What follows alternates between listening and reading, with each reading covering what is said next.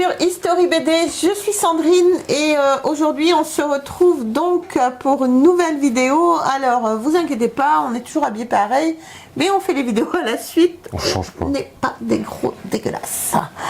Donc alors aujourd'hui on se retrouve donc pour une nouvelle série de bandes dessinées qui a l'air vraiment très sympa. Je n'ai pas encore eu le temps de la lire. Donc c'est Hawkmoon, le joyau noir de chez Glénat, d'après l'œuvre de Michael Moorcock. Donc je ne connais pas du tout. Donc de chez Glénat, le dépôt légal est de septembre 2022. Donc voilà, ça a l'air vraiment très sympa. Est-ce que tu as lu, Jérôme? Attends, je vais te dire juste... Excuse-moi mon chéri. Donc alors au scénario vous avez Jérôme Legris, je l'ai déjà beaucoup cité dans plusieurs. Vas-y, continue, chérie. Oh, qui se casse dans la vidéo. Donc ça l'ennuie que je parle, donc du coup c'est barré boire un verre. Donc au scénario vous avez Jérôme Legris, au dessin Benoît Delac, Didier Poli et aux couleurs Bruno Tati, assisté de Angelina Rodriguez. Ça va, t'es tranquille, toi, tu t'arrives avec ta tasse. Ma tasse Astérix. Elle sert quand même, vous voyez. Ma tasse Astérix.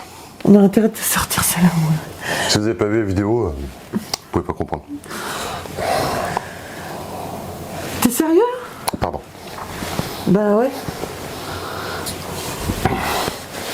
Donc tu disais quoi, mon amour? Putain, on va loin, mon amour. Ouf. Attends, j'ai mal aux pieds. Ah, tu descends d'un cran? Avec talons, sans talons. Avec talons, sans talons. Donc voilà. Moi je suis pieds nus, hein. J'ai mal aux pieds. Ah, la petite chose. Plus c'est petit, plus c'est mignon, plus c'est grand, plus c'est con. C'est mon parrain qui va pas aimer. Tu m'étonnes. Non, à part toi, le monde d'Ilmique, mon parrain, le parrain de ma chaîne. Toi t'es grand, mais... Bref. Donc bonjour à tous et à toutes. Donc on continue la petit marathon, on va dire, pour les nouveautés. Donc encore une fois, là c'est le premier tome d'une BD qui est sortie au mois de septembre, comme m'a dit Sandrine. BD, comme je vous expliquais tout à l'heure, c'est des BD qu'on vous présente, c'est des BD que j'ai acheté il y a quelques jours. Donc j'ai pas eu le temps de tout lire. J'ai juste feuilleté quelques-uns. J'ai juste feuilleté, les autres, il y a beaucoup que j'ai lu sur la moitié au moins. Celui-là, j'aurais juste feuilleté. Ce qui m'a fait acheter cette BD-là, parce que j'étais tout seul, c'est la couverture. Un peu comme je disais tout à l'heure, la BD de Kong Crow. Les couvertures, vraiment, sont magnifiques, attirent l'œil et déjà peut donner à s'intéresser. Et quand on ouvre, Superbe planche. on va vous mettre les planches qui correspondent à ce que je suis en train d'ouvrir. Hein.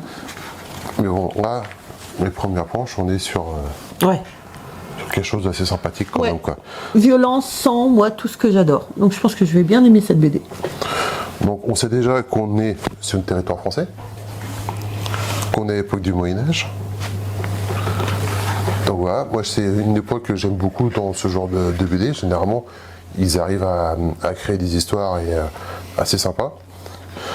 Là, on voit, c'est quand même assez fou furieux. Hein,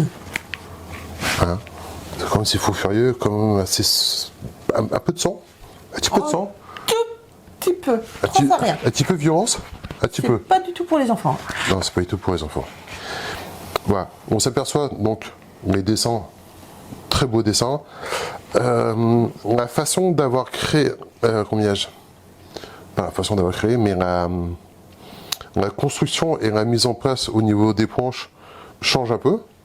Tu vois, on a des mini cases dans des grandes cases.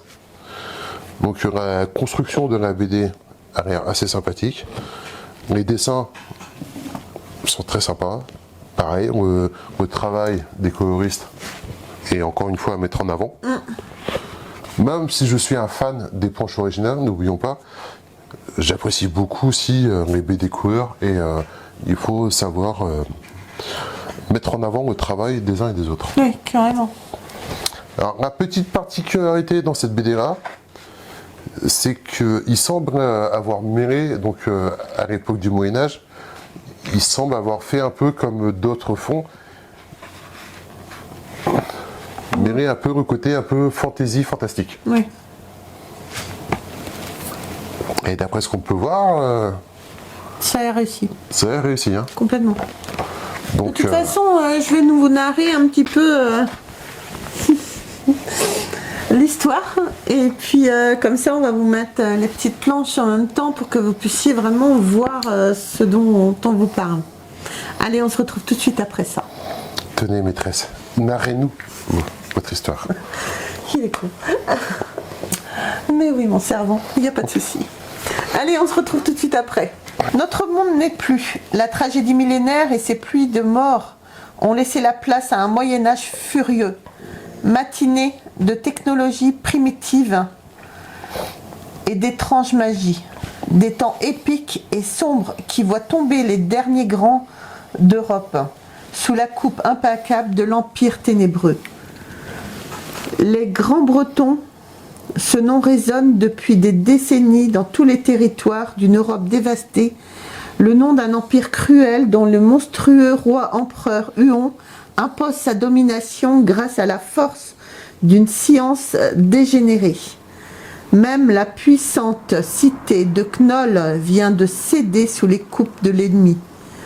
Et son jeune duc, Dorian Hawkmoon, a été enchaîné dans les noires prisons de Londra. Nul ne peut désormais se dresser face au pouvoir totalitaire de la Grande-Bretagne qui s'exerce partout sur le continent. Seul le royaume isolé de Camargue, dirigé par le légendaire comte Eren, oppose encore une résistance de principe à l'Empire. Mais pour combien de temps ? Donc voilà, j'espère que ces petites planches vous auront plu.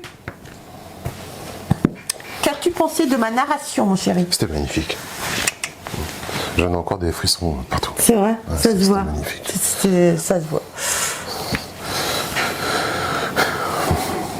Donc, on sait déjà qu'il y aura un tome 2, un tome 3 et un tome 4 qui sont notés à l'arrière.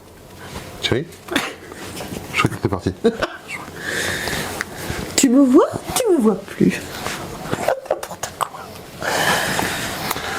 Donc, non, très belle BD, encore une fois, BD assez qualitatif. On est sur des assez grands formats. Ouais. On a beaucoup de planches. Donc je pense qu'à la fin... Ah non, je pensais qu'on est sur 56 planches. Donc voilà, et comme je disais, apparemment ça va être en cycle. Oui. Alors,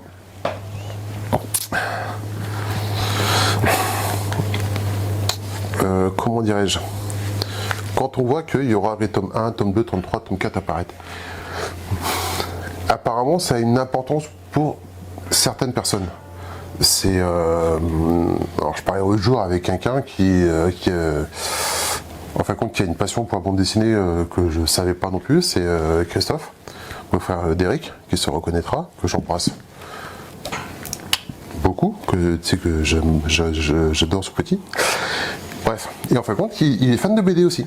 Et en fin de compte on parlait de BD divers, de façon, et on parlait surtout de la façon de collectionner. Et en fin de compte il m'expliquait que oui, donc qu'importe la BD qu'il choisit, il se renseigne aussi sur, sur la taille de la série. En fin de compte, il y a beaucoup de gens qui vont se diriger vers des séries s'ils savent que c'est des séries sur 1, 2, 3, 5, 6 tomes.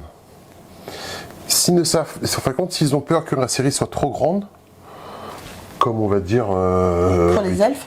Elfes, tunique bleue, tout ça, ouais. Ils vont pas forcément